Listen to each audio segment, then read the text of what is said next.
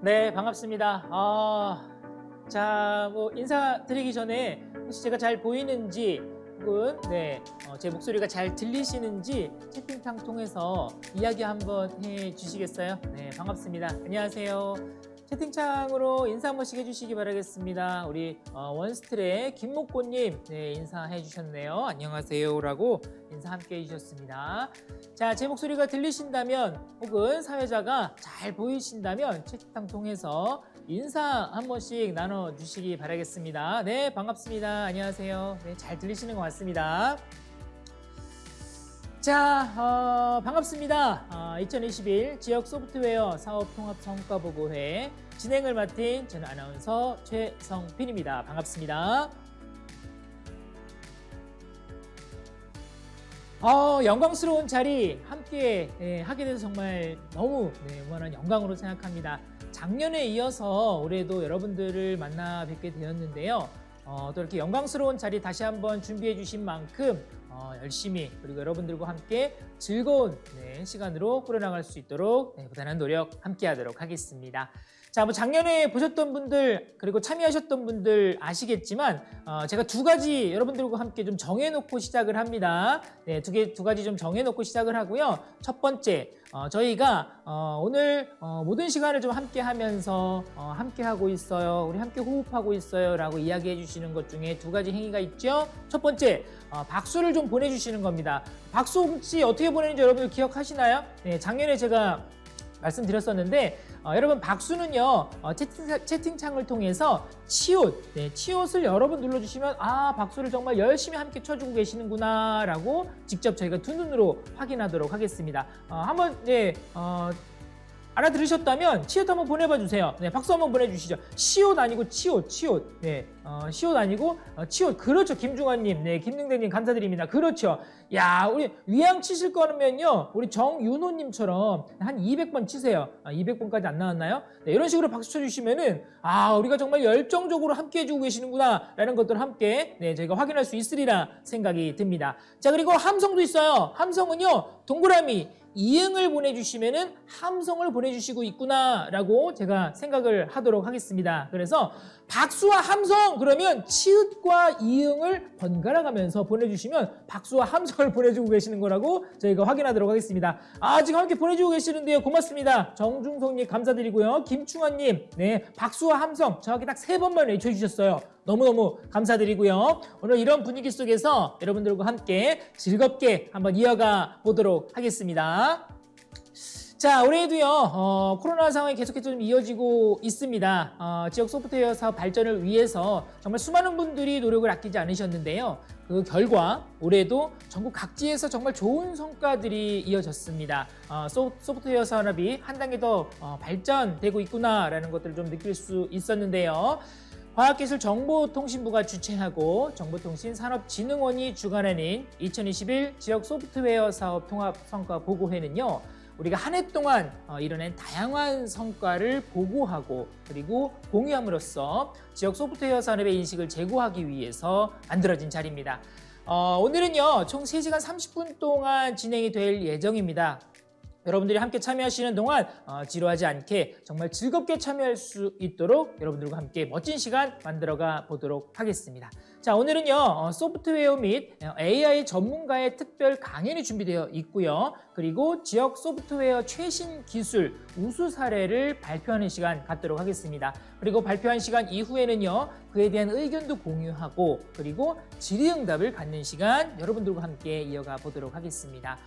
자, 코로나 상황이 아직 저희가 끝나지 않았어요. 그래서 올해도 어쩔 수 없이 저희가 온라인으로 진행이 되고 있는데요. 여러분들에게 드린 링크의 플랫폼 외에도 유튜브와 그리고 카카오TV 실시간 중계를 통해서 비대면으로 여러분들을 만나고 있습니다. 그리고 작년과 조금 달라진 게 하나가 있어요. 자, 바로 3차원 가상세계인 메타버스를 통해서도 이 자리에 참여하실 수 있다라는 건데요. 게더타운에 만든 행사장을 통해서요. 우수 사례 영상을 송출하고 있어요. 궁금하신 분들은요. 저희가 사전에 링크 공유해 드렸으니까는요. 게더타운 들어오셔서 저희 지역 소프트웨어 사업 성과를 한눈에 확인하시기 바라겠습니다. 자, 그리고 어떻게 보면 여러분들이 또 두 번째로 가장 기다리신 시간이 아닐까라는 생각을 하는데요. 참여해 주시는 분들 또 채팅창으로 네, 이렇게 열심히 참여해 주시는 분들에게 또 준비되어 있는 시간이 있죠. 바로 이벤트를 통해서 선물을 제공해 드리는 시간 준비되어 있습니다. 네, 오늘 꼭 선물을 받아야 되겠다. 선물은 나의 것이다. 박수와 함성 채팅창에 보내주시기 바라겠습니다. 갑니다. 아, 우리 송가연님 너무 좋습니다. 으아! 야, 오늘 이렇게 박수와 함성 많이 보내주시는 분들이 꼭 선물의 주인공이 되길 기원해 보도록 하겠습니다. 네, 고맙습니다. 아, 한민호님, 강릉시 우리 한민호님 감사합니다.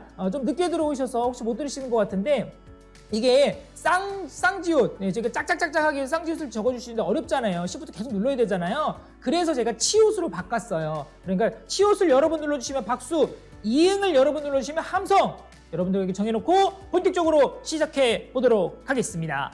자, 그럼 본격적으로 행사를 시작하기 전에 정보통신 산업진흥원 김창용 원장님의 개회사가 있겠습니다. 여러분 채팅을 통한 뜨거운 박수로 원장님 모시도록 하겠습니다.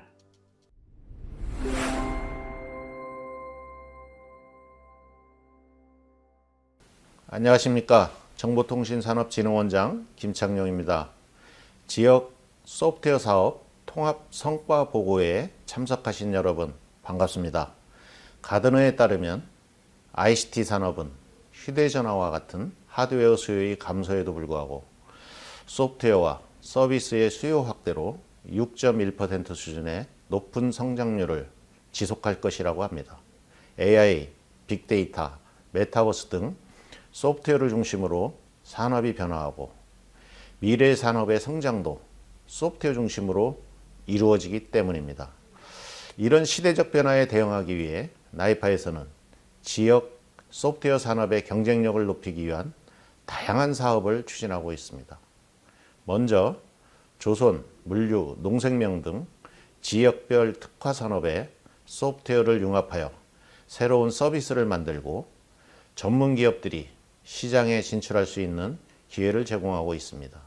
이외에도 지역의 문제를 주민과 함께 고민해서 소프트웨어 기술로 해결하고 미래 꿈나무인 학생들에게 체계적인 AI 소프트웨어 교육 기회도 제공하고 있습니다. 이와 같이 나이파는 사람, 기업, 기술, 산업 등 전 분야에 걸쳐서 소프트웨어와 산업이 융합하여 발전할 수 있는 생태계를 만들어가고 있습니다.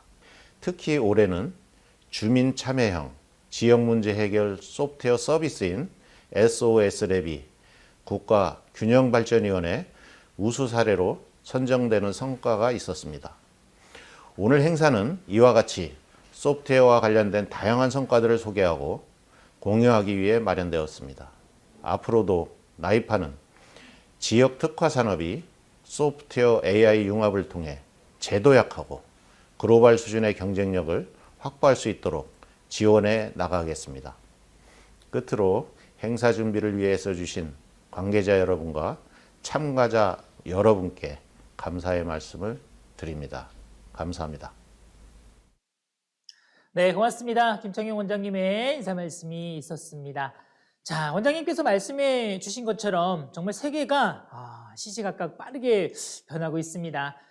지금 네, 원장님의 개회사 끝나고 나니까 정말 많은 분들이 박수 함께 쳐주고 계시는데요. 자, 이렇듯 미래 산업의 성장이 놀라운 속도로 이루어지고 있습니다. AI나 빅데이터, 메타버스 등 처음에는 정말 낯설게 느껴졌던 용어들이 우리의 일상에 빠르게 자리 잡는 것처럼 또 우리 시대적 변화에 대응을 하려면 우리 지역 소프트웨어 산업의 경쟁력을 높이기 위한 노력이 필요하다는 말씀 다시 한번 좀 머릿속에 되새기게 됩니다. 자, 오늘 바로 우리가 함께 모여서 이야기하고 의견을 나누는 바로 이 자리가 지역 소프트웨어 산업 경쟁력을 꾸준히 높일 수 있는 발판이 되기를 기원해 보도록 하겠습니다. 자, 이제 여러분들을 위해서 조금 더 특별하게 준비되어 있는 시간 소개해 드리도록 하겠습니다. 제가 앞서서 오늘 메타버스로 마련된 행사장이 있다라고 좀 말씀을 드렸어요. 자, 오늘 메타버스로 확대된 가상세계는 과연 우리의 삶을 더 풍성하게 만들고 있다라고 생각을 모두 다 하고 계시리라 생각이 듭니다. 과연 메타버스가 우리에게 어떤 기회로 작용하게 될지, 그리고 또 메타버스가 우리에게 또 어떻게 다가올지에 대한 이야기들 굉장히 궁금해하시는 분들 많으리라 생각이 듭니다. 그래서 준비를 했습니다. 자, 우리 강원대학교 김상균 교수님께서 다양한 메타버스에 관련되어 있는 이야기 준비하셨다고 하거든요. 여러분 채팅창에 뜨거운 박수로 우리 김상균 교수님 모셔보도록 하겠습니다.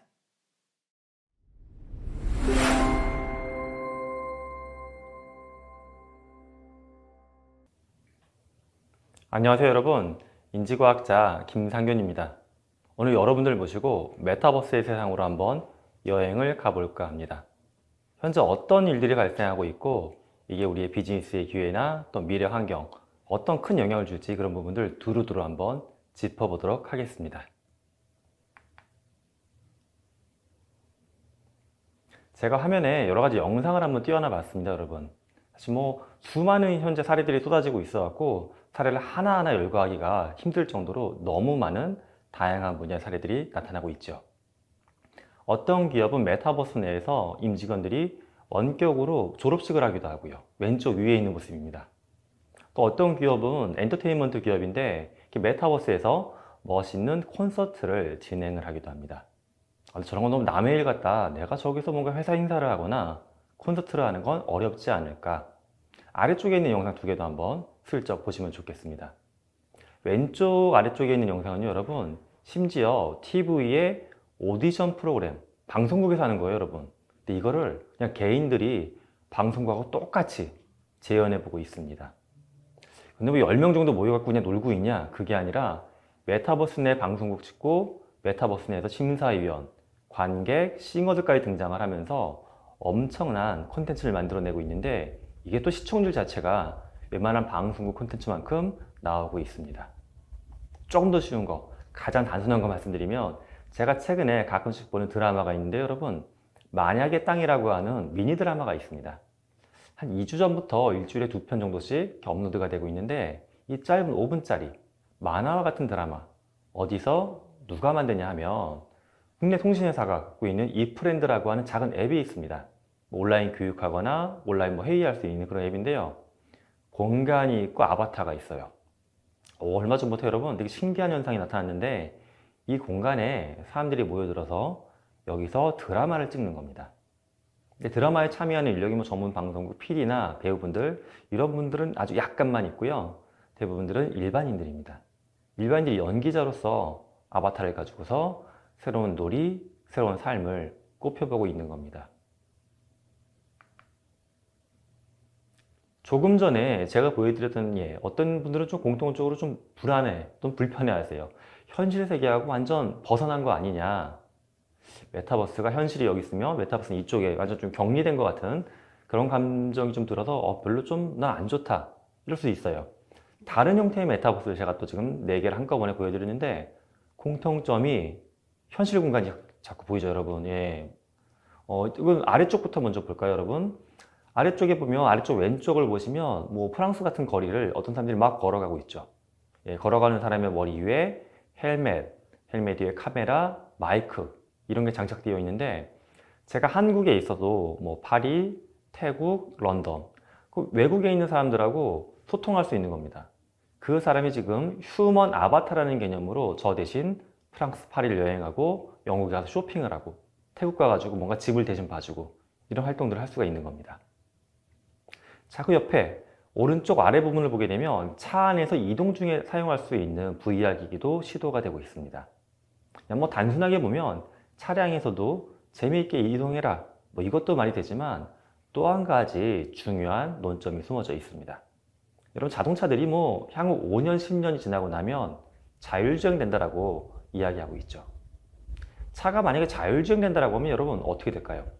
제가 오늘도 왕복 1시간씩 운전해가지고 여기 오고 가고 할 텐데 2시간 동안 제가 운전하는 동안 자율주행 차 안에 있다라고 하면 저는 그 2시간에서 6년째 안에 들어가 있는 그 순간 아마도 어떤 메타버스에 갈 수 있지 않을까 싶습니다.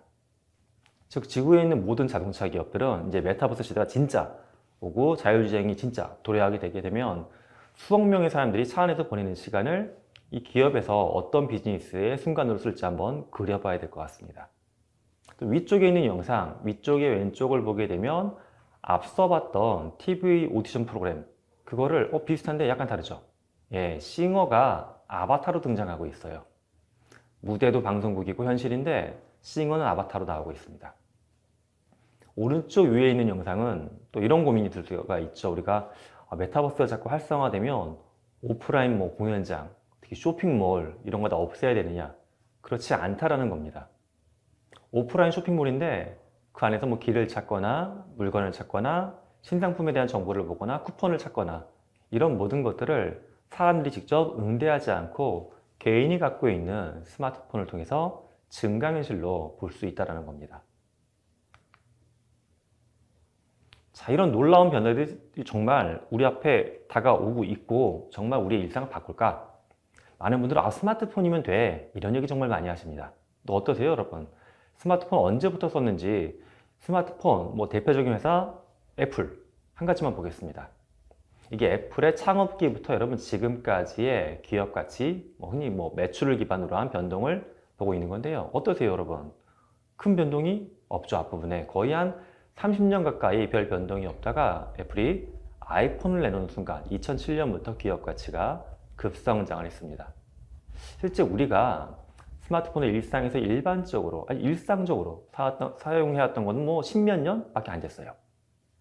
자, 그럼 그 전에 뭐 다른 거 썼겠죠. PCS폰. 그 전에는 무선 전화 없었어요, 여러분. 그죠? 자, 우리가 쓰고 있는 디바이스가 10몇 년 단위로 계속 빠른 속도로 바뀌어 왔던 겁니다. 그럼 스마트폰의 다음 버전은 무엇일까? 바로 어떤 메타버스형 장치인데, 그럼 VR 고글을 쓰고도 살겠냐? 전 그거는 아니라고 봅니다. 우리가 미래에 주로 많이 쓰게 될 장치는 증강현실 글래스, 그 다음에 VR 기기는 약간 보조적인 수단으로 이렇게 쓰지 않을까 싶습니다. 즉, 몇 년 후가 지나게 되면 통신회사 매장을 가게 되면 아마 이 증강현실 글래스가 새로 나온 게 있는데 당연히 전화 기능 되고요. 당연히 뭐 쓰기에 불편하지 않고 디자인도 뭐 패션 안경처럼 다양하게 있고 이런 것들을 구매해서 쓰는 시절로 바뀔 겁니다. 자, 이게 뭐 5년 후에 딱 갑자기 시작되는 건 아니고 점차적인 변화가 생기리라고 보는 게 일반적인 견해이긴 합니다. 과연 이 상황에서 우리는 어떤 변화를 겪을까? 제가 몇 개 카테고리로 좀 쪼개봤는데요. 첫 번째는 제가 새로운 인류의 출현이라고 한번 제목을 달아봤습니다. 메타버스가 여러분 시각적인 공간이죠. 컴퓨터 화면이건 VR이건.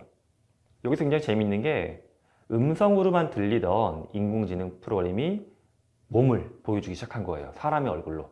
사람한테 훅 가까이 다가오는 겁니다. 제가 뭐 최근에도 신문기사 보게 되면 어떤 은행에서 AI 상담원을 만들었다. 그러니까 은행에 뭐 새로 계좌를 틀어갔는데 사람을 만나지 않고 AI가 컴퓨터 화면에 있고 그걸 통해서 한다는 이야기예요. 제가 또 개인적인 측면을 보게 되면 우리의 또 인간적인 관계가 현실에서 무조건 대면하고 만나는 관계 또는 이 사람은 불편해 업무적인 관계고 굳이 현실에서 만나고 싶지 않은 메타버스 관계로 좀 더 양분화되는 그런 인류의 삶이 앞으로 더 심화되지 않을까 봅니다. 저는 이제 지금 말씀드리는 것도 그렇고 오늘 강연에서 다음 부분에 남겨진 이야기들도 그렇고요. 공통점이 있습니다. 저는 이런 상황이 뭐 옳다, 좋다 그런 주장을 드리는 건 아닙니다. 미래를 예측할 때 우리는 흔히 두 가지의 방법을 쓰고 있죠. 하나는 탐색적. 이게 옳고 나쁘건 간에 이렇게 될 것 같습니다. 그런 예측이 있고요. 하나는 규범적. 이게 올바른 미래입니다. 이게 인류한테 도움이 되는 겁니다. 이런 미래가 있습니다. 제가 오늘 메타버스를 통해서 산업과 사회의 변화를 예측하는 접근은 탐색적인 예측입니다. 옳고 그르고의 문제가 아니라 우리는 그렇게 가고 있다는 결과를 보여드리는 겁니다. 그 다음에 또 사람이 모여 사는 공간에 대한 문제도 한번 짚어볼 필요가 있습니다. 한국을 비롯해서 거의 모든 국가가 도시 집중화 현상이 점점 더 심화되고 있죠. 사람들이 도시에 모여 사는 이유는 명확합니다. 모여 살아야지만 많은 인프라를 공유할 수 있고 모여 살아야지만 서로 연결이 되면서 인간관계, 새로운 사업계 이런 걸 쉽게 열 수 있기 때문에 그렇습니다. 근데 제가 최근에 인터뷰를 했던 모 외국의 메타버스 기업이 있어요. 업무용 메타버스 플랫폼을 만드는 기업인데 저는 인터뷰하다 깜짝 놀랐습니다. 그 회사 직원한테 인터뷰하다 사담으로 지금 혹시 너희 회사 사장님은 어딨니? 물어봤습니다. 그랬더니 그 친구가 저한테 이렇게 이야기하더라고요. 나는 우리 회사 사장님 어디 있는지 모른다. 심지어 얼굴을 한 번도 본 적이 없다라고 하더라고요. 즉 그들은 어느 국가에 있건 어느 지역에 있건 상관없이 그런 메타버스 플랫폼을 만들고 개발해서 쓰고 있고 판매하고 있고 하고 있는 겁니다. 또 하나는 이거예요. 우리가 우리 집에 살다가 가끔씩 뭐 휴가를 갈 때 멀리 가기도 하지만 가까운 호텔이나 그런 데 가서 쉬고 올 때도 있죠. 호캉스라고 하는 문화. 왜 좋아할까요, 여러분? 사람들은 우리 집보다 엄청 좋은 공간, 뭐 그럴 수도 있겠지만 때로는 공간 자체가 굉장히 넓거나 쾌적하지 않더라도 낯선 공간이 주는 호기심을 누리고자 우리가 다른 공간 자꾸 방문하는 것 같습니다. 여러분 산책할 때도 왠지 안 가봤던 길을 갈 때도 있겠죠. 바로 메타버스가 제공해주는 공간은 이런 의미가 있습니다. 이 공간 자체가 더 멋있거나 쓰임새가 높거나 그런 것도 가능하지만 메타버스에서 비슷한 듯 하지만 다양한 공간이 있어서 좀 더 낯선 호기심을 자극할 수 있는 그런 공간의 가치를 줄 수 있겠습니다. 메타버스는 누구한테는 위협이고 또 누구한테는 기회가 될 수 있는 어떤 권력을 흔들어 놓는 새로운 창이 되고 있습니다.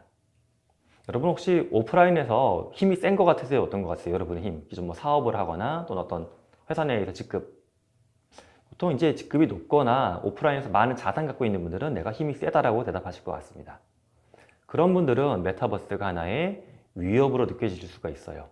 왜냐하면 사무실을 안 갖고 있던 사람들이 교육회사를 만들고 오프라인에 객장이 없던 이들이 인터넷 뱅킹을 만들어서 치고 올라오고 있고 즉 오프라인에 많은 자산을 보유하고 있지 않았던 그들한테는 메타버스가 주는 시공간의 변화가 하나의 기회로 다가오고 있는 것입니다.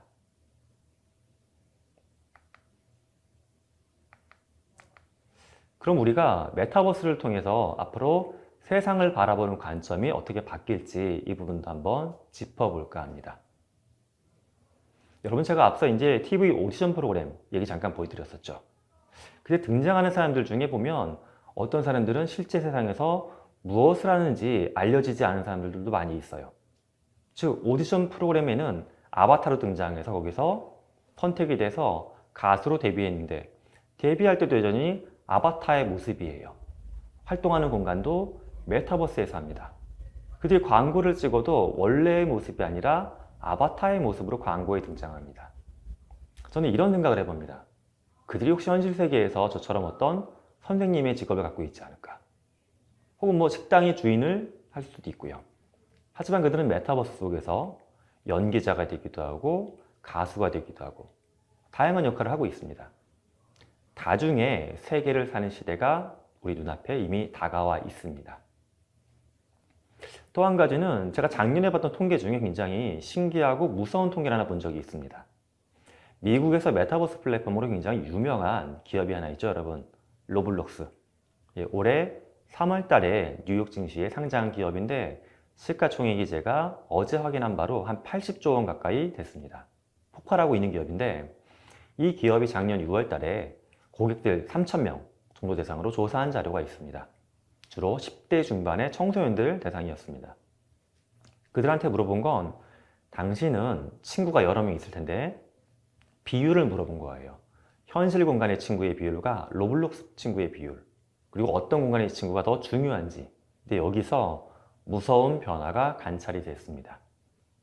대략 한 56%의 비율로 나는 로블록스에 더 많은 친구를 보유하고 있다. 그들이 더 중요하다라고 이야기를 하고 있습니다. 근데 여러분 어떨 것 같으세요? 56%라고 답을 했던 사람 미국인도 있을 것이고 한국인도 있을 겁니다.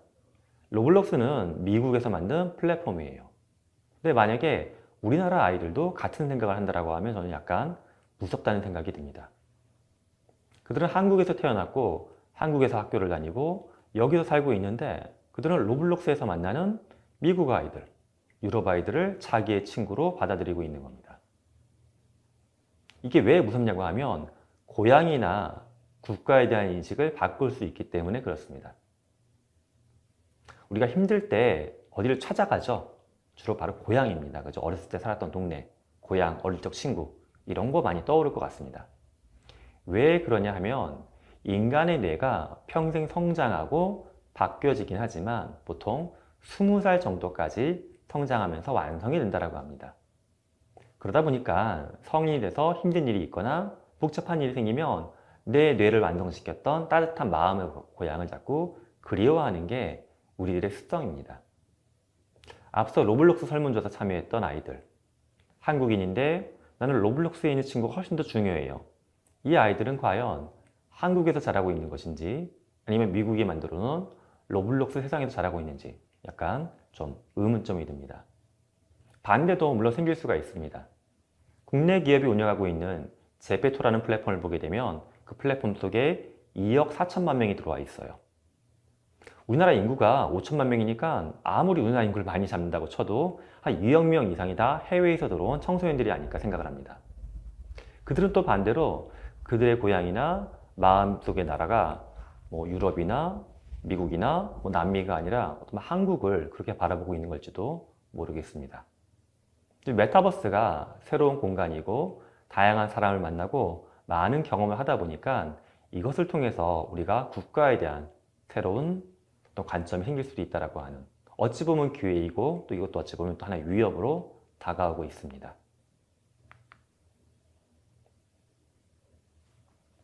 그럼 메타버스가 앞으로 어디까지 발전할 수 있을까? 제가 최근에 발표된 몇몇 연구만 한번 공개해 보도록 하겠습니다. 화면 왼쪽 위를 보게 되면 여러분 2021년 9월 말쯤에 발표한 메타, 그때 당시엔 페이스북이었죠. 거기서 발표한 장비의 이름 바로 레이벤 스토리지입니다. 겉으로 보기에는 일반 선글라스예요. 카메라 2개, 마이크 3개, 스피커 2개, 뭐 배터리, 통신장치, 저장장치 다 들어가 있어요. 그러니까 스마트폰하고 연동하게 되면 스마트폰에 거의 많은 기능을 쓸 수가 있습니다. 그런데 저 안경 쓰고 있으면 여러분 길거리에서 마음대로 동영상을 찍을 수가 있어요. 이거 바로바로 소셜미디어에 올릴 수도 있고요. 앞으로 페이스북의 개념, 페이스북이 갖고 있는 이제 메타버스의 미래는 이런 안경 안에다가 저 렌즈에다가 디스플레이를 넣겠다는 겁니다. 저 디스플레이 넣는 거 어렵냐? 그렇지 않아요, 여러분. 국내 기업 중에 LG 디스플레이에서도 저런 이미 소자 갖고 있습니다. 오른쪽 위를 보게 되면 또 항공기를 조작하는 모습이 나오는데 실제 존재하는 항공기가 아니라 가짜 항공기예요.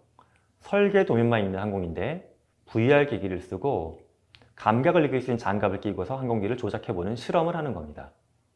완성되지 않은 공장, 설계도만 있는 뭐 비행기, 설계도만 있는 뭐 선박 이런 걸 들어가서 조작을 하고 테스트할 수 있는 그런 환경이 현재 나와 있습니다. 왼쪽 아래를 보게 되면 또 원숭이가 있는데 이 원숭이가 또 탁구를 치고 있어요. 원숭이가 탁구 치는 거 신기하죠? 근데 여기서 중요한 건 원숭이도 탁구를 친다는 게 아니라 원숭이가 손으로 탁구를 치는 게 아니라 저 손은 가짜입니다. 저 원숭이는 머릿속에 2개의 칩이 심겨져 있어요. 9살짜리 원숭이, 이름 페이저인데 저 친구는 생각을 하게 되면 뇌에 나오는 신호가 칩을 통해서 컴퓨터로 전달돼서 탁구를 치고 있습니다. 장기적으로 메타버스를 바라보는 기업들은 저 모습을 꿈꾸고 있습니다. 영장류인 원숭이 머릿속에 담겨진 칩이 인간에게도 윤리적으로, 합법적으로 또는 의학적으로 안전하게 심을 수 있지 않을까 하는 기대를 갖고 있는 겁니다. 좀 더 현실적인 것은 오른쪽 아래의 모습이에요. 저 하얀색 헬멧, 2022년 2분기에 출시를 목표로 현재 사전 예약 받고 있는 제품입니다. 우리의 마음을 읽어내는 장비예요. 저걸 쓰고 있으면 제가 어떤 감정을 느끼는지 기계가 알아냅니다. 지금처럼 책을 보고 있으면 너 혹시 지루하면 내가 재미난 거 틀어줄까? 이렇게 물어보는 장비예요. 우리의 삶의 모든 기록이 꼭 손으로 조작을 하고 버튼을 누르지 않아도 메타버스 속에 연결된다. 다른 관점으로 보게 되면 연결이 아니라 빨려 들어간다. 이런 좀 무서운 생각도 들고 있습니다. 메타버스는 이미 우리 눈앞에 와 있는 곳도 있지만 더 빠른 속도로 무섭고 큰 세상이 다가오고 있습니다.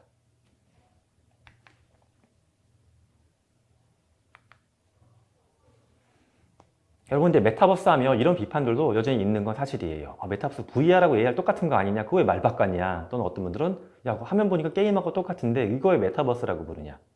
근데 여러분, 이 그림을 한번 봐주시면 좋겠습니다. 바로 산업혁명기에 나왔던 엔진이죠. 방적기. 어떤 사람은 저때 이제 증기 터빈을 갖고서 방적기만 만들었고요. 어떤 사람은 방적기가 중요한 게 아니라 운송수단, 저걸로 기차를 만들고 배를 만들어서 거대한 무역, 유통을 뚫어냈습니다. VR하고 AR은 여러분 기술입니다. 나쁜 기술은 아니지만 우리가 기술만 들여다보게 되면 저게 어디에 응용될지, 세상에 어떤 변화를 줄지 간과하기 쉽습니다. 게임도 마찬가지입니다. 게임 좋은 컨텐츠지만 게임이 더 다양한 관점으로 메타버스에서 쓰일 수 있지 않을까 그런 생각을 해봐야 될 것 같습니다. 특정한 기술이나 특정한 제품의 카테고리로 메타버스를 이해하지 않으시면 좋겠습니다. 물론 기술도 필요하고 다양한 산업 영역, 적용 분야 물론 필요합니다. 하지만 메타버스는 어떤 기술이나 적용 분야에 대한 말이 아니라 세상을 바꾸는 미래의 커다란 패러다임으로 우리에게 다가오고 있음을 잊지 않아 주시면 고맙겠습니다. 지금까지 인지과학자 김상균이었습니다. 감사합니다. 네, 자, 우리 김상균 교수님께서 정말 메타버스에 대해서 우리가 뭐 알고 있었던 사실도 있지만 네, 또 알지 못했던 부분까지 좀 자세히 설명을 좀 해주셨던 것 같습니다. 메타버스가 우리의 삶을 어떻게 변화시킬 수 있는지 긍정적인 측면과 또 부정적인 측면을 아울러 다양하게 말씀을 해주셨는데요. 앞으로 변화할 미래 사회에 대한 청사진을 그릴 수 있는 아주 유익한 시간이었다고 생각이 듭니다. 자, 지금 뭐 채팅창 통해서 함성도 보내주시고 또 박수도 함께 보내주고 계시는데요. 또 질문도 함께 좀 올려주신 분들이 계세요. 그래서 저희가 또 이렇게 단순히 강연만 듣고 네, 끝내기에는 뭔가 좀 아쉬움이 있어서 이 자리에 우리 김상균 교수님 모셔보도록 하겠습니다. 자, 교수님 지금 저희가 화면으로 만나볼 거거든요. 교수님 한번 모셔보도록 하겠습니다. 자, 교수님 안녕하세요. 네, 안녕하세요. 반갑습니다. 네, 교수님. 지금 학교에 계시나요, 교수님? 그렇지는 않습니다. 그렇진 않으세요? 네, 뒤에 배경, 뒤에 배경도, 네, 가상 배경 혹시 아닌가요, 교수님? 맞습니다. 네. 반갑습니다. 자, 뭐 방금, 메타버스의 새로운 기회, 판이 보인다라는 주제로, 준비해준 특별 강연 정말 잘 봤는데요. 저희가 이제 준비한 몇 가지 공통 질문이 있습니다. 교수님께 좀 질문을 드리고 답변을 갖는 시간 함께 좀 가져보도록 하겠습니다. 자, 먼저 메타버스가 AI, 증강현실과 좀 다른 점이 있다면 어떤 걸 좀 다른 점으로 꼽을 수 있을까요, 교수님? 예, 뭐 AI나 증강현실은 메타버스에서 굉장히 중요하게 쓰이는 건데 AI나 증강현실은 일종의 요소 기술로 보면 좋겠습니다. AI, 증강현실, 뭐 VR, 빅데이터, 그래픽 엔진 이런 모든 기술이 뭉쳐져 가지고 메타버스라고 하는 하나의 적용하는 분야가 형성된다라고 보면 되기 때문에 요소 기술로 생각하면 되겠다. 이렇게 답변 드리겠습니다. 네. 자, 계속해서 좀 질문을 좀 드리겠는데요. 우리 메타버스 시대에는 비즈니스 형태의 대변혁이 일어날 것이라고 말씀을 해주셨어요. 그 흐름에서 흔들리지 않으려면 구체적으로 요게 좀 네, 관심이 많으실 텐데 어떤 투자 전략을 좀 세우면 좋을까요? 예, 사실 뭐 제가 강연을 통해서 드렸던 말씀들도 하나로 요약해보면 권력의 변화입니다. 우리가 대부분의 국내의 많은 기관들이나 기업들이 오프라인 인프라를 기반으로 사업을 해왔죠. 근데 오프라인 인프라, 실제 존재하는 세상은 인간이 두 개의 축을 갖고 살아가는 세상입니다. 시간이라는 축이 있고 각 시간대마다 우리가 갖고 있는 물리적인 공간과 물리적인 자원을 잘 활용해가지고 가치를 키워왔던 건데 메타버스는 시간하고 공간을 동시에 흔들어 놓는 그러한 현상이 발생을 합니다.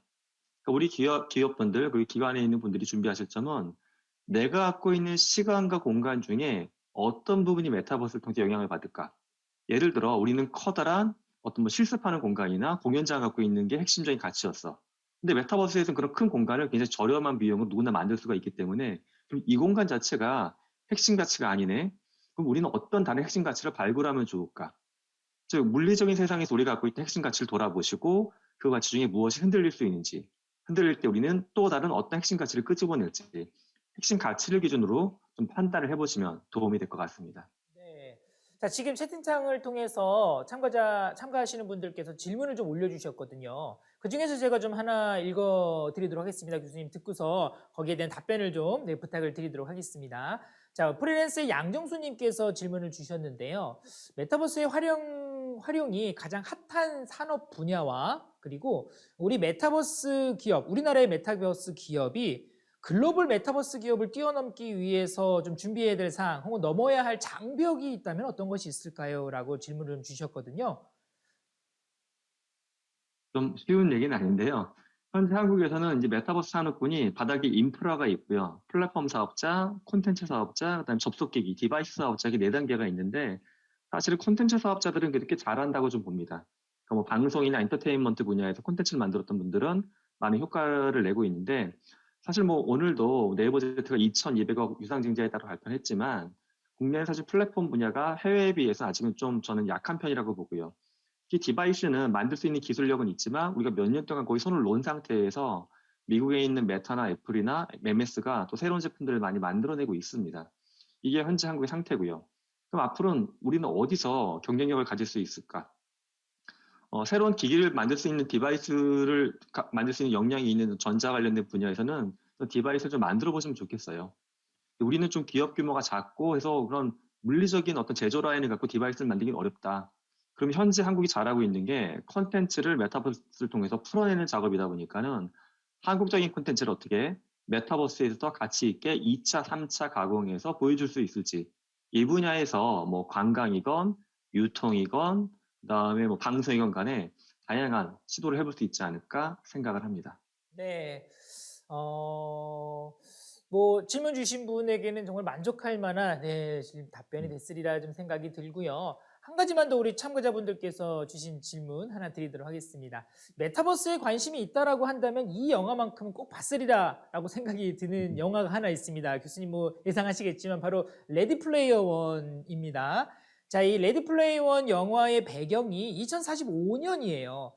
바로 과연 이때도 고글의 형태의 VR 기기로 메타버스 접속 및 아바타로 행동을 하던데 현재 기술 수준 추세라면 글라이스 형태로 가능할 듯 싶기도 하고 영화에서의 표현처럼 또 고퀄의 실감 그래픽 형태로도 체험을 할 수 있으리라 기대해 볼 수 있을까요, 교수님? 네, 제가 강연 중에도 애플의 레비뉴 그래프를 보여드리면서 뭔가로 대체될 거라고 했는데 제가 대체될 거라고 예상하는 계기는 AR 글래스입니다. 증강현실형 안경. 이게 왜 그러냐 하면 VR은 보통 독립적인 공간이나 폐쇄된 공간에서 쓰긴 좋지만 개방된 공간에서 쓰긴 굉장히 불편한 장비거든요. AR 글래스는 평상시에 안경처럼 착용하고 있다가 전화도 받고 가상의 것도 볼 수 있기 때문에 저는 이 장비가 대체하리라 보고요. 반면에 VR은 지금 우리가 마치 스마트폰 쓰면서 보조도구로 태블릿이나 랩탑을 들고 다니잖아요. 가방에 넣고서. 그것처럼 나는 AR 글래스를 쓰고 있지만 뭐 19세대로 다는 아니지만 집에 한두 개 정도 VR 기기도 굴러다녀. 이게 보조기기처럼 포지셔닝이 될 것 같고요. 이 시점 영화에서는 2045년보다 훨씬 더 빨리 당겼을 것 같습니다. 실제 현재도 보게 되면 VR 챗에서 영화 레디 플레이어 원 속에 나오는 오아시스처럼 살아가는 젊은이들이 조금씩 늘어나고 있습니다. 물론 조금 더 비싼 장비고 조금 더 복잡한 접속 방법이라서 아직까지 아주 보편화 안 됐지만 이미 기술은 눈앞에 와 있고요. 이게 보편화되는 시점이 뭐 20년 뒤가 아니라 제 생각에는 5년에서 10년 사이에 아주 일반적인 기기로 풀리리라 보고 있습니다. 레디 플레이어 원 보신 분들은 아시겠지만 주인공의 아바타가 굉장히 잘생겼습니다. 하얀색 머리를 휘날리면서 정말 멋있게 생긴 아바타를 직접 나인 것 마냥 정말 빙의가 돼서 조정하는 모습 나중에 정말 기대해 볼 만한 그런 멋진 또 미래가 아니지 않을까라는 생각을 해 봅니다. 자, 교수님 뭐 저희 질문 정말 많이 올라오고 있는데요. 저희가 또 시간이 좀 정해져 있다 보니까 모든 질문을 다 드리지 못한 점 우리 참가자분들께도 좀 양해 말씀 좀 부탁을 좀 드리도록 하겠습니다. 자, 우리 교수님께서 마지막으로 혹시 좀 하고자 하시는 말씀 있으시다라고 하면은 좀 부탁을 드리도록 하겠습니다. 네, 저는 메타버스가 기술이 있어야 구현될 수 있는 건 맞지만 메타버스를 너무 기술 중심으로만 사고는 안 했으면 좋겠습니다. VR, AR 기술 적용하는 것도 좋지만 이걸 도대체 우리가 왜 적용하는지 이거를 적용한 우리의 삶이 어떻게 바뀌는지 좀 인문학적인 고민을 지금보다 조금 더 많이 해야 우리 사회가 메타버스를 바른 방향으로 수용할 수 있지 않을까 하는 생각을 합니다. 함께 고민해 주시면 감사하겠습니다. 고맙습니다. 자, 우리 김상균 교수님, 여러분 정말 멋진 이야기 여러분들께 함께 해드렸습니다. 여러분 뜨거운 박수로 우리 교수님 이제 보내드리도록 하겠습니다. 교수님 함께 해주셔서 고맙습니다. 감사합니다. 네, 감사합니다. 네, 자, 교수님의 말씀처럼 메타버스가 정말 우리에게 새로운 기회가 될 수 있도록 정말 우리 함께 해주시는 분들도 앞으로 많은 연구와 관심 부탁드리겠습니다. 고맙습니다. 자, 이렇게 앞서 만나본 가상공간뿐만 아니라 가상경제 역시도 우리의 삶에 많은 변화를 가져다 주고 있습니다. 자, 메타버스가 만드는 가상경제 시대에서 우리가 기회를 잡으려면 또 어떻게 대처해야 될지 우리 최영욱 라이프스퀘어 대표님께서 또 재미있는 이야기 준비해 주고 계시거든요. 조금 전에 우리 교수님께서 이야기해 주실 때 굉장히 침묵하고 계시더라고요. 지금 현재 저희가 한 공간에 있는 게 아니기 때문에 채팅창을 통해서 강의 들으시면서 의견 있으시거나 하고자 하는 이야기 있으시면은요, 서로 정보도 공유하시고 이야기하셔도 괜찮으니까는요, 편안하게 이야기 나누시면서 준비되어 있는 특별 강연 함께 즐겨주시기 바라겠고요. 강의 들으시면서 궁금하신 사항 있으시면 채팅창을 통해서 남겨주시기 바라겠습니다. 자, 그러면 우리 최영욱 대표님 여러분 함께 만나보도록 하겠습니다. 박수로 함께 모셔보도록 하겠습니다.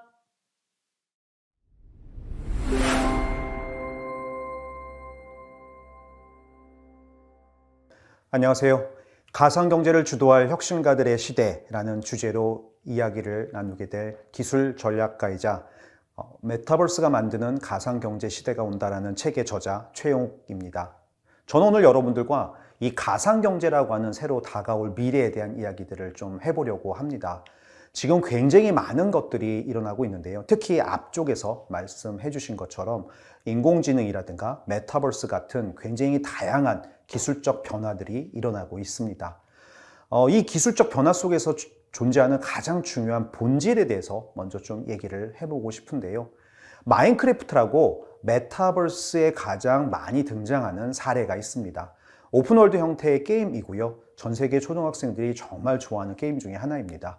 이 마인크래프트를 만든 스웨덴의 마커스는요, 2009년 물리적 공간에 존재하는 레고에 영감을 얻어서 이것을 디지털로 만들면 얼마나 신나고 재밌을까라고 한 호기심을 직접 개발을 통해서 실현을 했다고 합니다.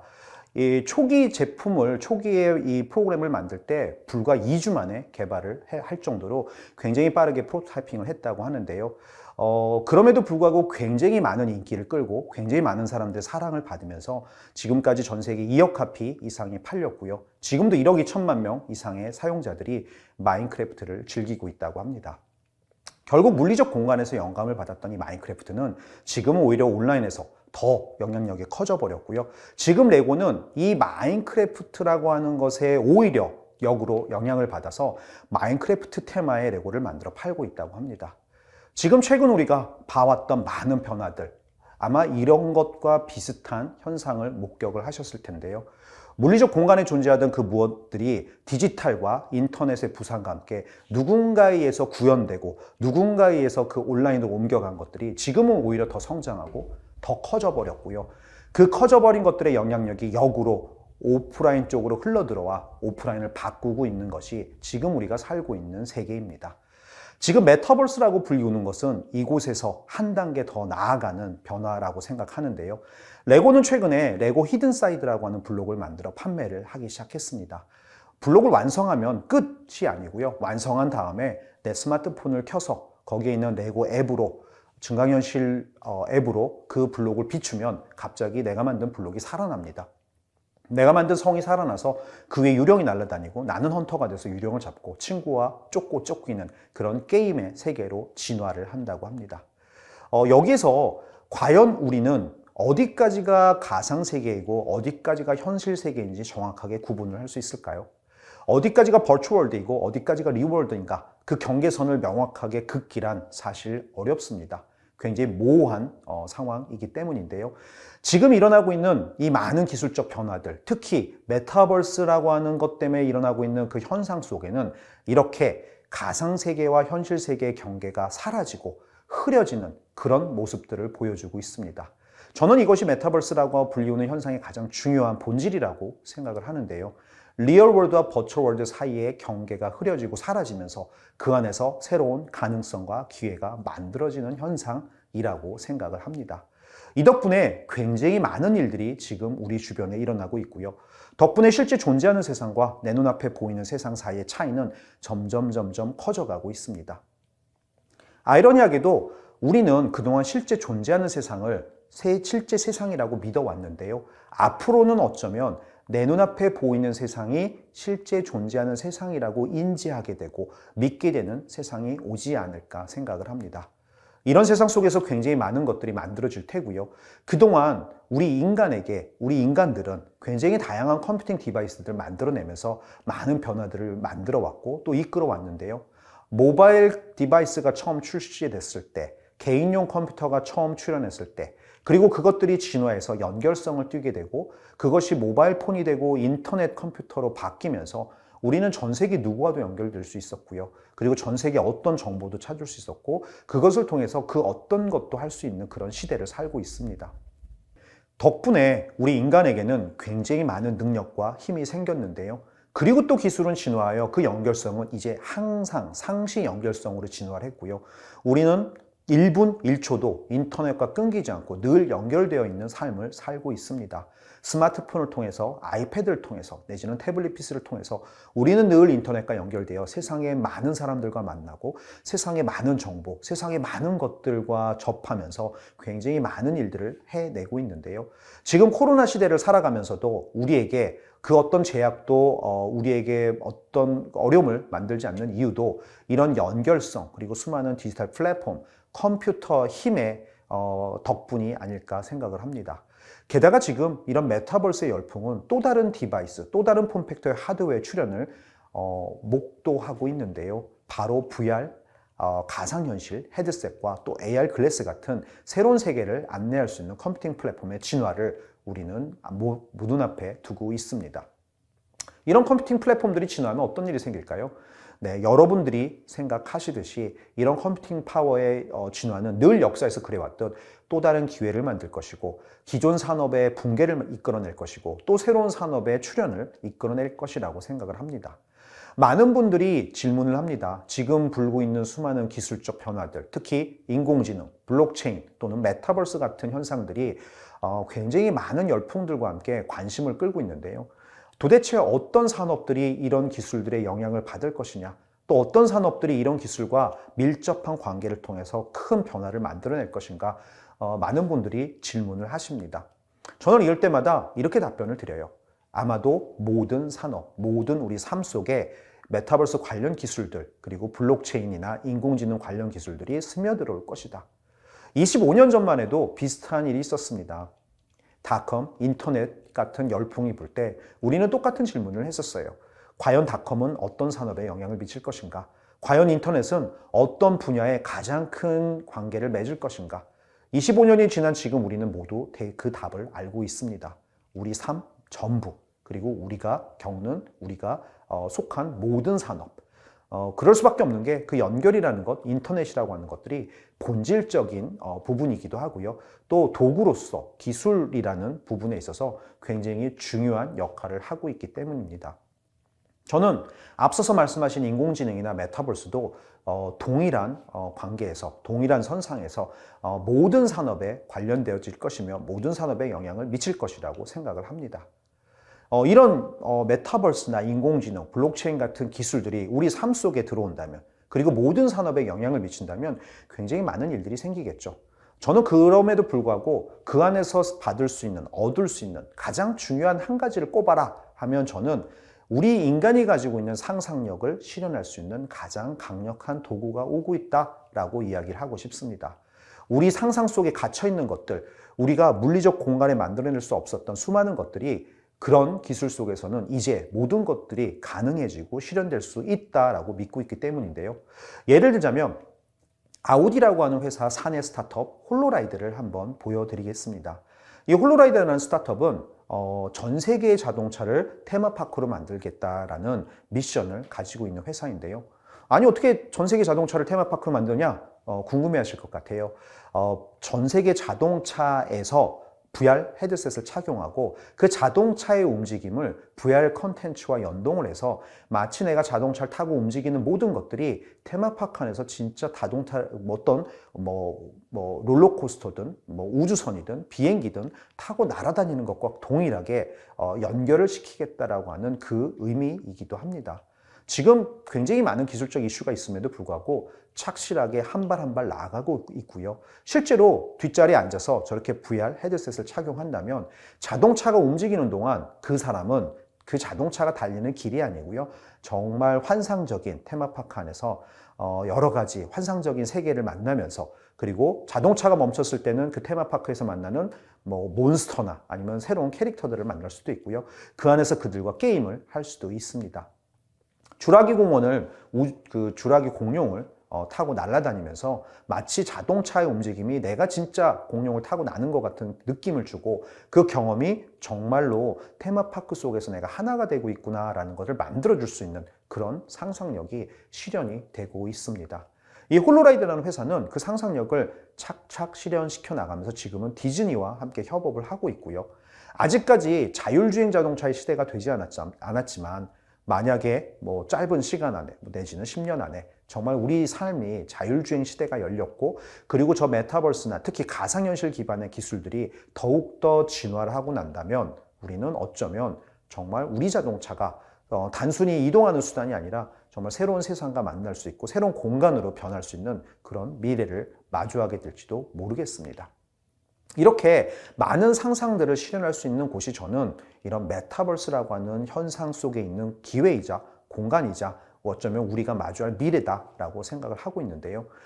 단순히 이런 미래는 어떤 그냥 변화만을 의미한다기보다는 굉장히 큰 경제적 규모나 새로운 가능성도 의미한다고 생각을 합니다.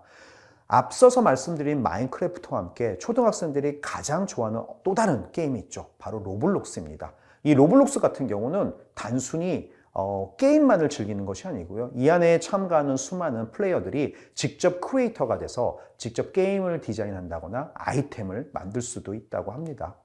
덕분에 지금 800만 명이 넘는 크리에이터들이 로블록스에서 게임을 만들고 아이템을 만들고 있고요. 그들이 그동안 만든 게임이 5천만 개가 넘는다고 합니다. 단순히 오픈월드 형태의 게임이라고만 믿었던 이곳에서 굉장히 많은 유저들이 실제로 다양한 것들을 생산해내고 있고요. 이 안에서 유통되고 있는 로벅스라는 화폐가 그로 인해서 이런 게임을 만드는 크리에이터들에게 이익을 가져다 주고 있습니다. 실제로 이 로블록스라는 곳에서는요, 내가 가상세계 안에서 나의 게임을 한다거나 아이템이 팔리면 그 수익이 그걸 만든 크리에이터한테 돌아오게 돼 있고요. 10만 로벅스를 벌게 되면 현실 세계의 계좌로 그 돈을 송금받을 수 있다고 합니다. 이렇게 이 로블록스라고 하는 생태계 속에서 이미 수많은 사람들이 돈을 벌고 있는데요. 1000불 이상을 번 유저들이 130만 명 가까이 될 정도로 굉장히 커진 규모로 이미 가상 경제가 돌아가고 있고요. 그래서 오늘 어쩌면 우리가 바라보고 있는 미래 속에서는 단순히 세상이 변한다. 그리고 그것들이 많은 산업의 어떤 것들, 새로운 것들을 만들어낸다를 넘어서서 이런 가상경제라고 하는 것들, 그동안 무형적이고 큰 가치를 가질 수 없었던 것들이 새로운 가치를 가지게 되면서 우리에게 어마어마한 기회를 몰고 오는 어떤 새로운 시대가 오고 있지 않나 그렇게 생각을 해봅니다. 이런 것들이 가능해진 이유는 바로 이것들을 기반으로 돌아가는 크리에이터 이코노미, 창작자 경제라는 게 있어서라고 생각을 하는데요. 미디어 플랫폼들, 유튜브, 틱톡 같은 것들이 그동안 탄생하면서 그 위에서 무엇인가 만들어내는 수많은 크리에이터들이 엄청나게 무엇인가를 만들어냈었고요. 그들이 만들어낸 것들이 소셜 네트워크라든가 다양한 채널들을 통해서 전 세계 많은 사람들과 확산되고 소비가 되면서 그것들로 인해서 많은 어떤 가치들이 만들어지기도 했습니다.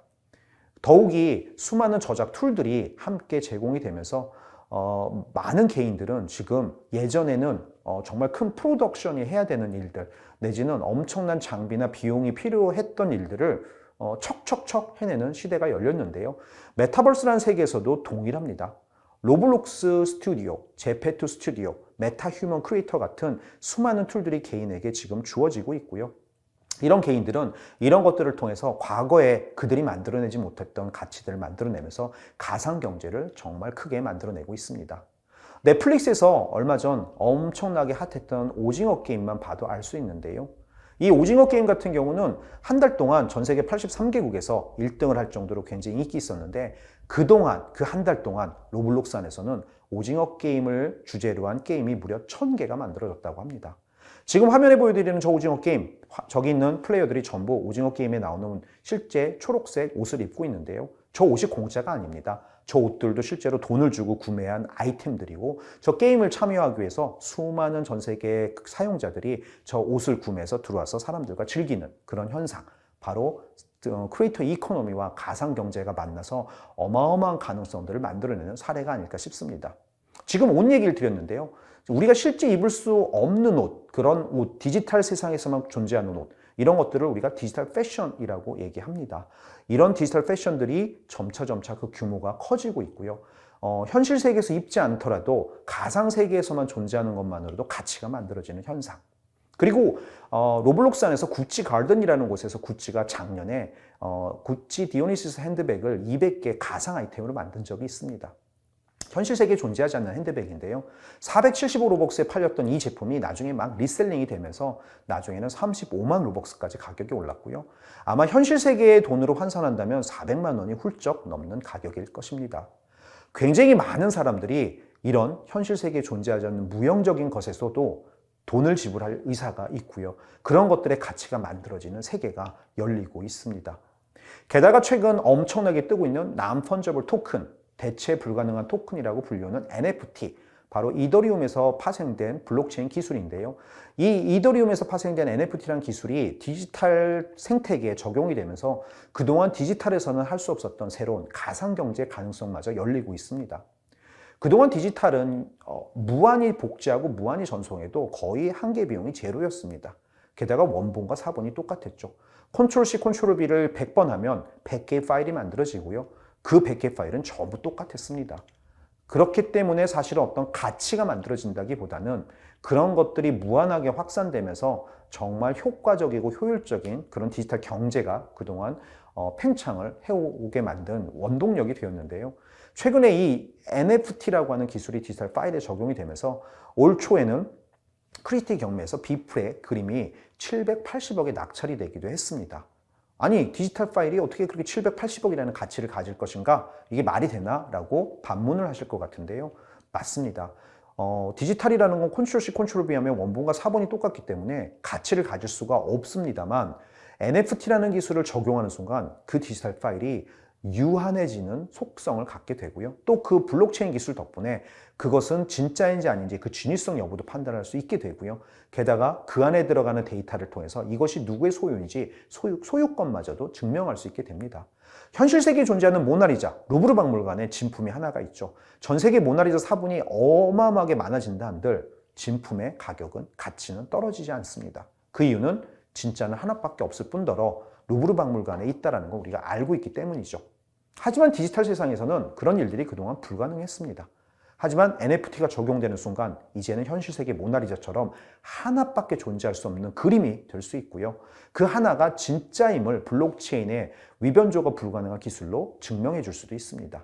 덕분에 디지털로 만들어진 메타버스라는 공간에서 그리고 디지털로 만들어진 수많은 디지털 가상 경제에 의해서 이런 NFT라는 게 새로운 가상 자산으로서 의미를 가지게 되고 새로운 다양한 사례들을 만들어낼 수 있는 일들이 지금 폭발적으로 일어나고 있습니다. 게다가 웹3라고 하는 분산화된 인터넷 그 기술 내지는 인터넷의 미래를 지향하는 블록체인 기반의 메타버스들이 지금 확장을 하고 있고요. 디센트럴랜드라는 곳에서는 세계 최초로 콘솔 게임을 만든 아따리가 실제로 블록체인 기반의 카지노를 만들어서 지금 운용을 하고 있기도 합니다.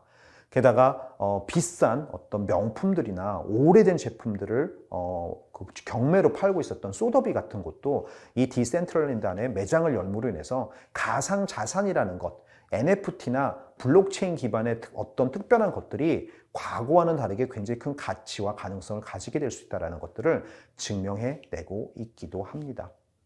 게다가 이 디지털이라고 하는 것은 단순히 메타버스라고 하는 세상만 만드는 것이 아니고요. 그리고 가상경제라는 것만 열심히 가동하는 것들도 아니고요. 그 동일한 기술로, 그 동일한 여러 가지 변화들로 인해서 가상인간이라고 하는 메타휴먼이라고 불리는 새로운 트렌드마저도 만들어내고 있습니다. 최근 여러분들은 광고에서 가상인간이 출연하는 광고들을 보신 경험이 있으실 텐데요.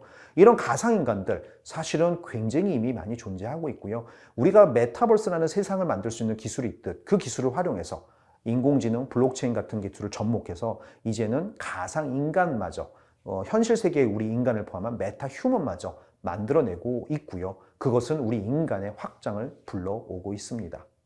현실 세계 나는 나 혼자밖에 없습니다. 나의 정체성을 가진 나는 유일하니까요.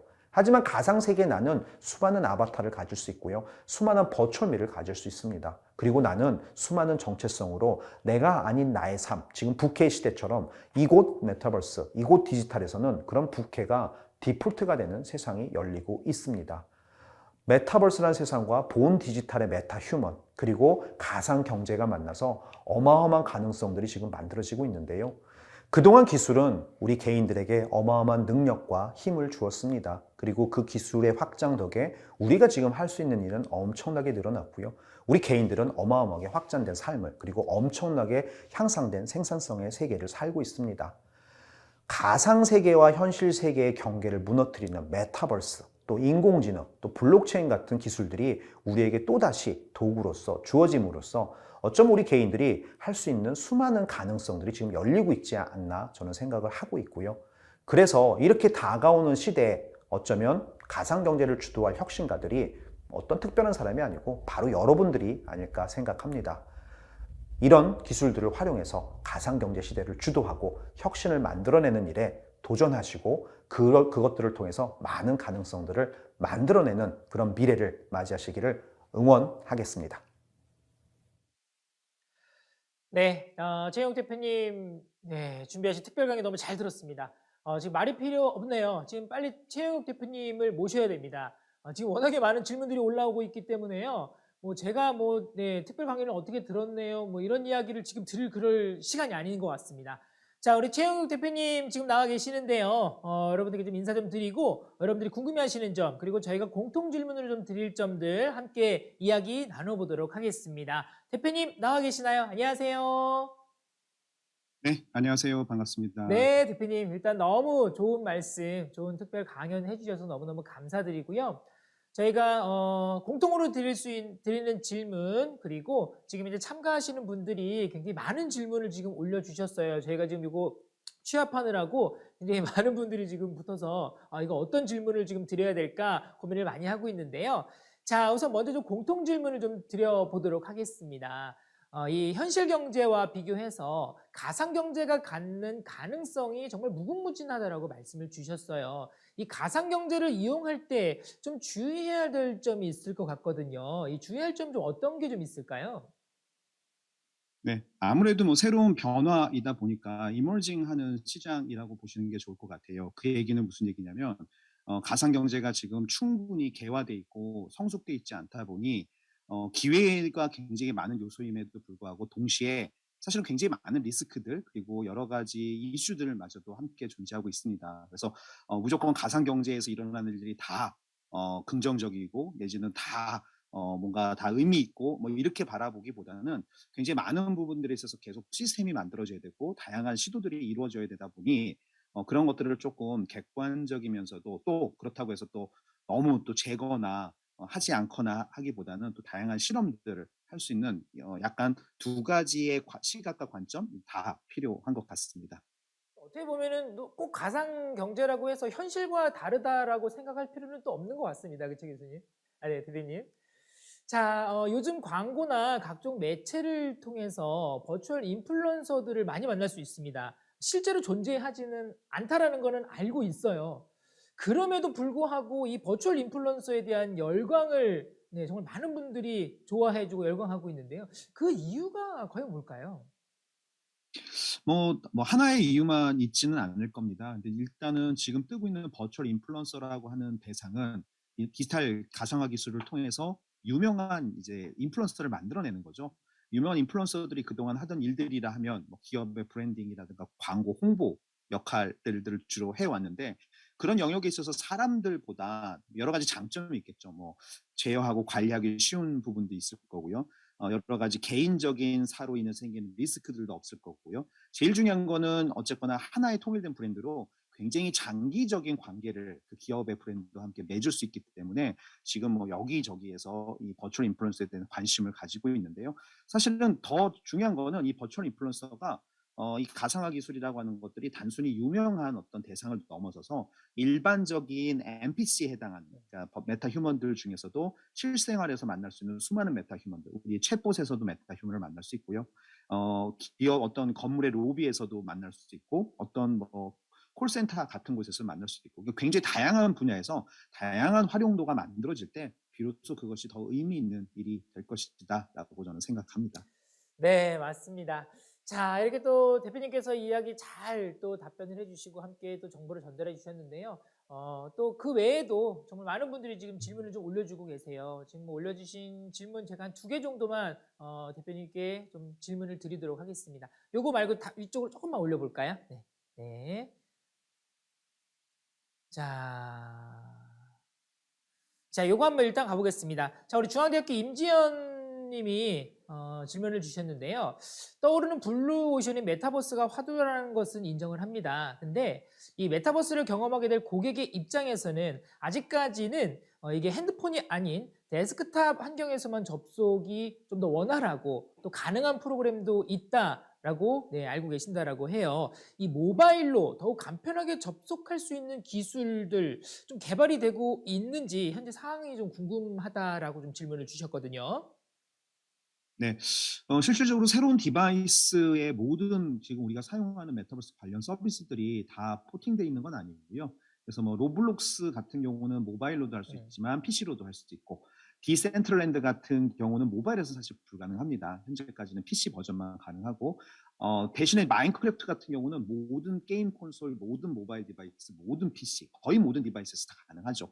결론적으로 어떤 특정한 애플리케이션이 있을 때 그것이 반드시 어떤 하나의 플랫폼 안에만 종속되어 있지는 않습니다만 계속 발전하면서 그런 것들이 다양한 디바이스들을 아마 지원하는 방향으로 앞으로 진화를 하게 될 것이고요.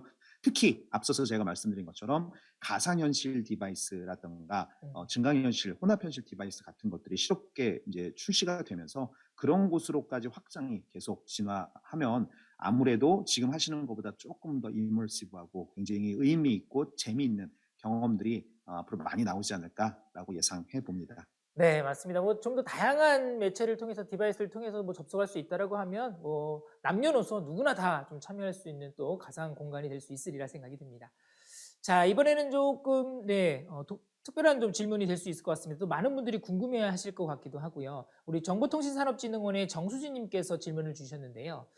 가상 경제는 추후 국가 경쟁력을 좌지우지할 또 하나의 이슈일 듯합니다. 선진국들은 관련 기술, 서비스들이 민간을 중심으로 발전하고 있습니다. 물론 우리도 민간에서 헤쳐나갈 영역이기는 하지만 민간에서 좀 더 빠르게 성장하고 경쟁력을 갖추기 위해서 바로 이 정부 차원에서 어떤 부분을 좀 지원을 해주면 우리 민간에서도 좀 더 빠르게 발전해 나가고 여러 가지 어려움들을 좀 헤쳐나갈 수 있을까요? 라고 좀 질문을 주셨거든요. 네, 아주 매우 중요한 질문을 네, 해주셨는데요. 맞습니다. 가상경제라고 불리우는 이 섹터가 사실은 디지털 경제의 서브 카테고리입니다. 디지털 경제라고 하는 것들이 그동안 계속 우리 삶 속에 스며들어 오고 있고 굉장히 많은 부분을 차지하게 되고 있는데요. 가상경제라고 하는 것을 특별히 이제 메타버스 위에서 만들어지는 이런 디지털 경제를 우리가 부르고 있죠.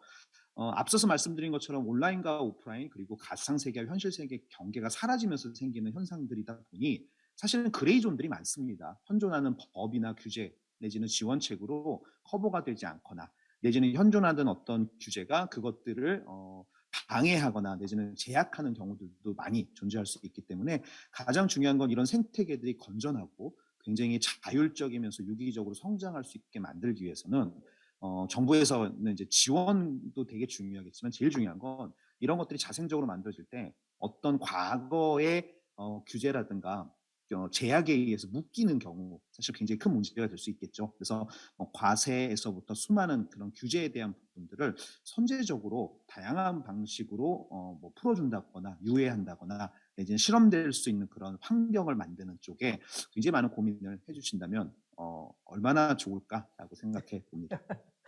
네, 고맙습니다. 자, 우리 최영욱 대표님 너무너무 좋은 말씀 많이 해주셔가지고 저희에게 또 앞으로 또 여러 가지 또 발전을 위해서 많은 도움이 될 수 있으리라 생각을 해봅니다. 자, 최영욱 대표님 다시 한번 감사드리고요. 우리 대표님 말씀처럼 또 소프트웨어를 통한 파괴적인 혁신가들의 등장이 또 우리에게 새로운 기회, 또 도전이 될 수 있도록 계속 또 주목하고 또 많은 관심을 갖도록 하겠습니다. 자, 이제 대표님 우리 박수로 보내드리도록 하겠습니다. 너무 좋은 말씀해 주셔서 고맙습니다. 대표님 감사합니다. 네, 고맙습니다. 응원합니다. 자, 일단 뭐 너무 죄송해요. 지금 뭐 채팅창을 통해서 많은 질문 올려주고 계시는데 저희가 이걸 다 읽어드리지 못하고 하나하나 질문하지 못한 점 양해 말씀을 좀 부탁을 드리도록 하겠습니다. 이렇게 또 질문 많이 주시는 거에 대한 우리의 또 마음은 이렇게 또 관심이 많고 또 우리가 또 알고자 하는 또 열정이 있다라는 거 계속해서 느껴지는 그런 시간이 아닌가라는 생각을 해봅니다.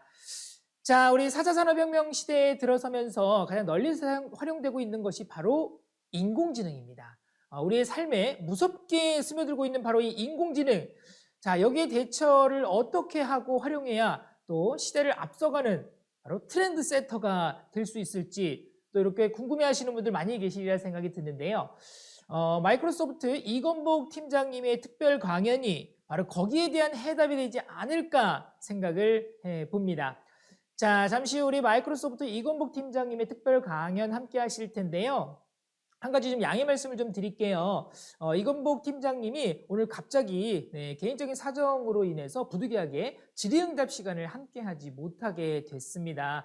이 부분 여러분 좀 기억해 주셨으면 좋겠고요. 잠시 후에 질의응답 시간은 없이 그냥 넘어간다라는 거 그것만 좀 여러분들 확인해 주시면 감사하겠습니다. 자, 그럼 마이크로소프트 우리 이건복 팀장님 여러분 뜨거운 박수로 특별 강연 요청드려보도록 하겠습니다.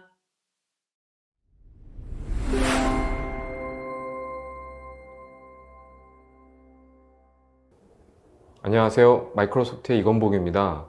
오늘 이 시간에는 그 디지털 혁신을 위한 인공지능 활용에 대해서 말씀을 좀 드리고자 합니다.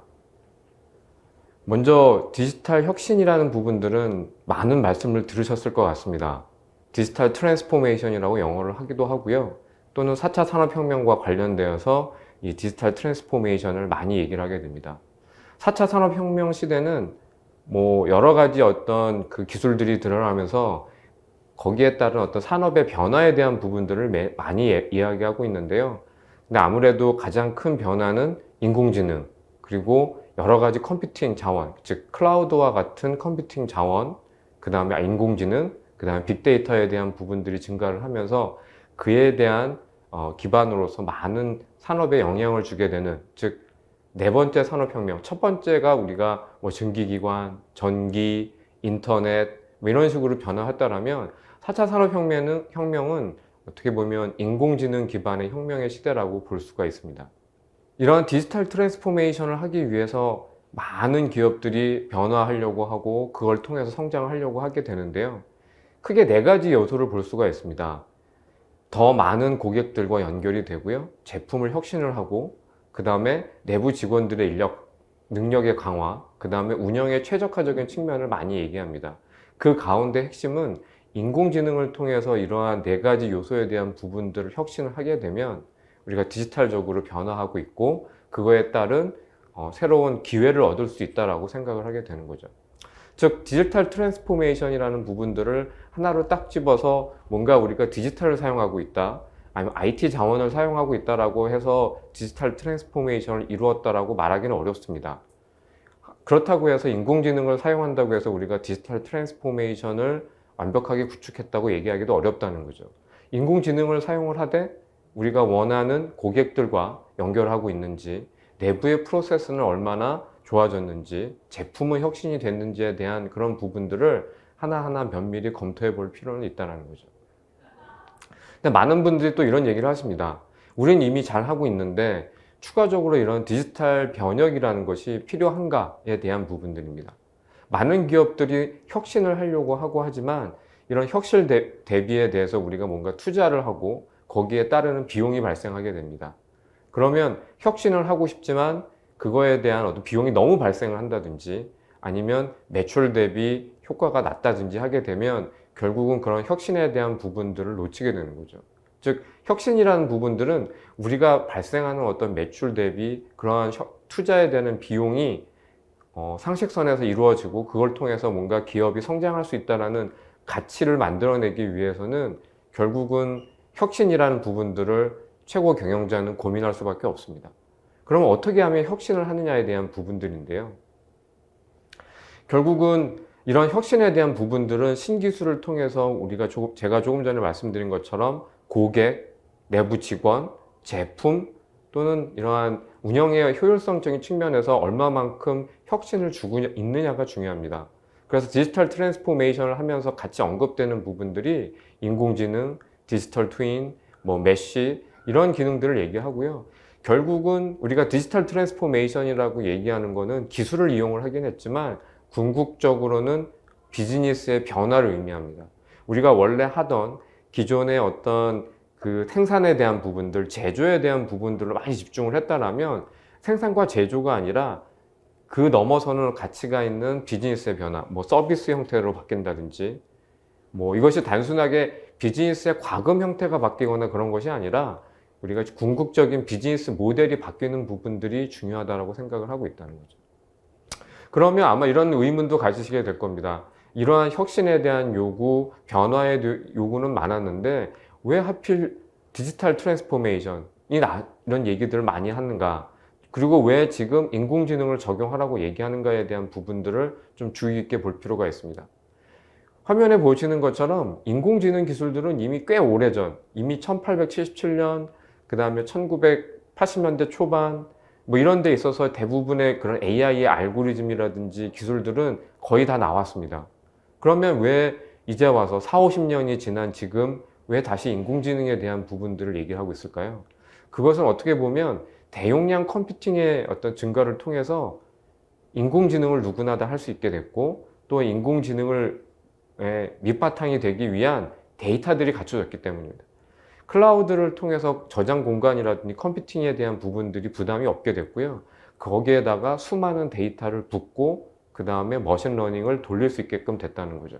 그러면서 과거에 만들었던 알고리즘을 좀 더 정확도를 올릴 수 있게 됐고요. 과거에는 그냥 알고리즘만 존재했던 부분들이 빅데이터를 만나고 클라우드와 같은 대용량의 컴퓨팅 용량 그 공간을 만나면서 이제는 적용할 수 있구나라는 부분들이 시작이 됐다라고 봅니다.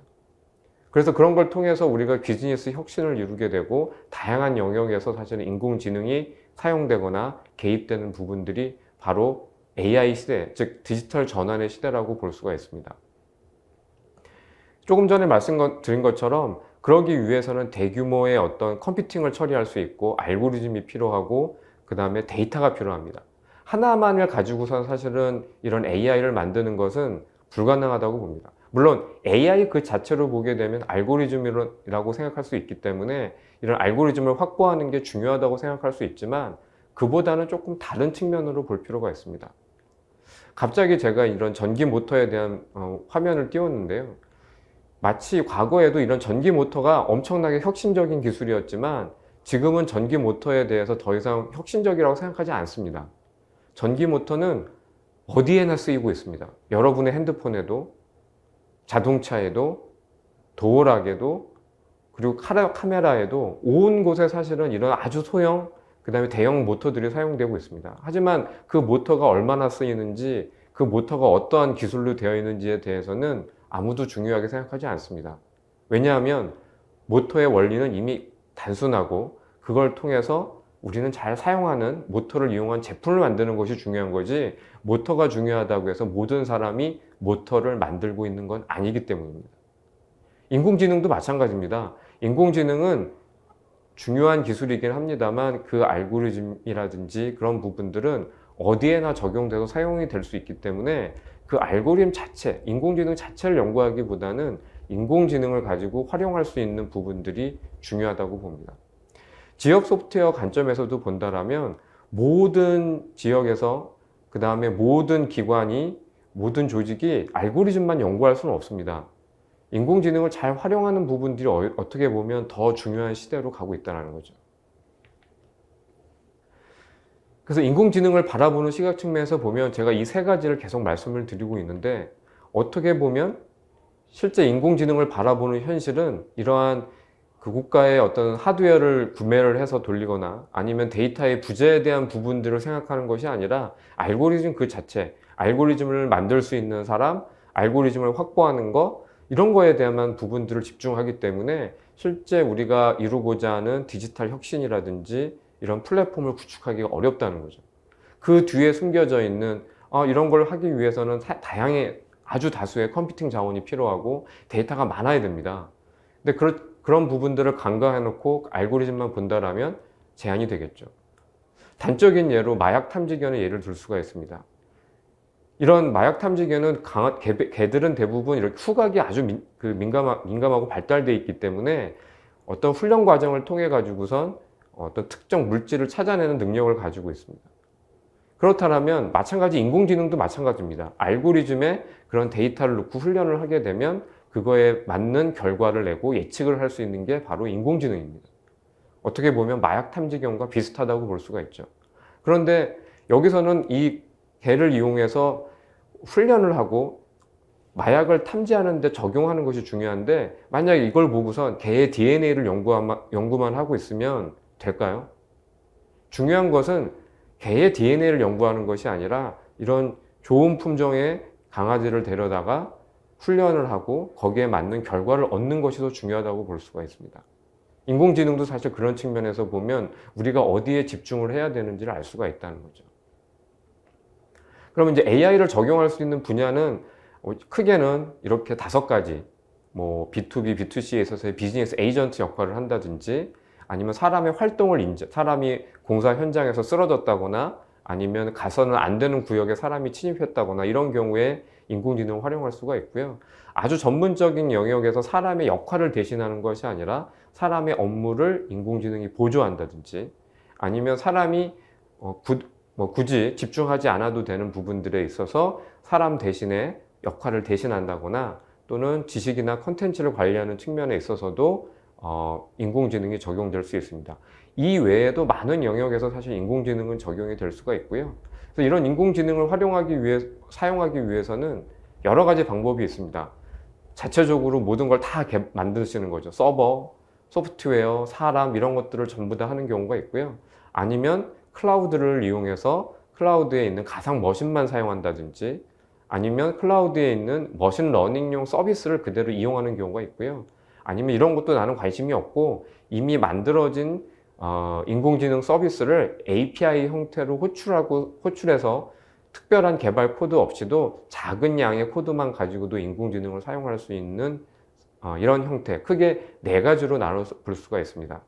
아무래도 이 시간적으로 보게 된다면 자체적으로 하는 경우에는 비용이나 시간이 늘어날 테고요.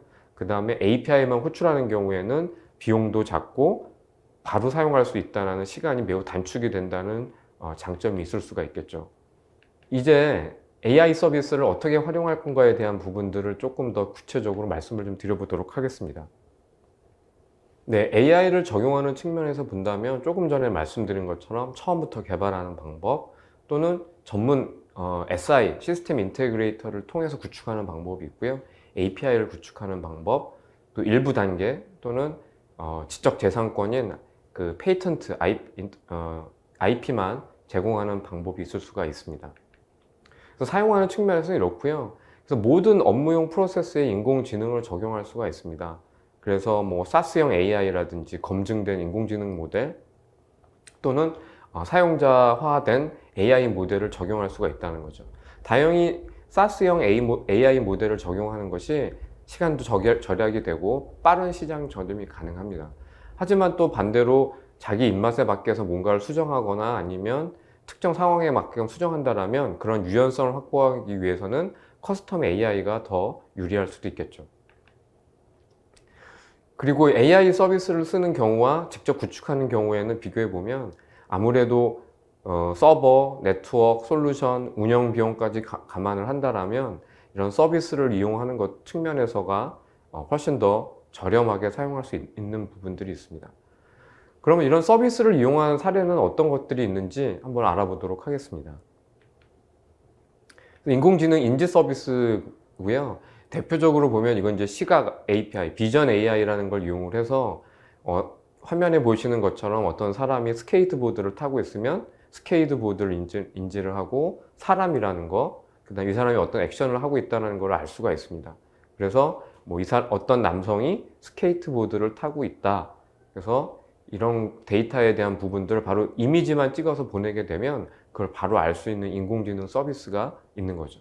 그래서 디스크립션이 이렇게 나오는 거죠. young man riding a skateboard라고 나오게 되는 겁니다. 확률은 75%라고 나오고 있고요. 실제적으로 여러분들이 보기에도 어떤 남성이 스케이트보드를 타고 있는 것을 대략 알 수가 있습니다.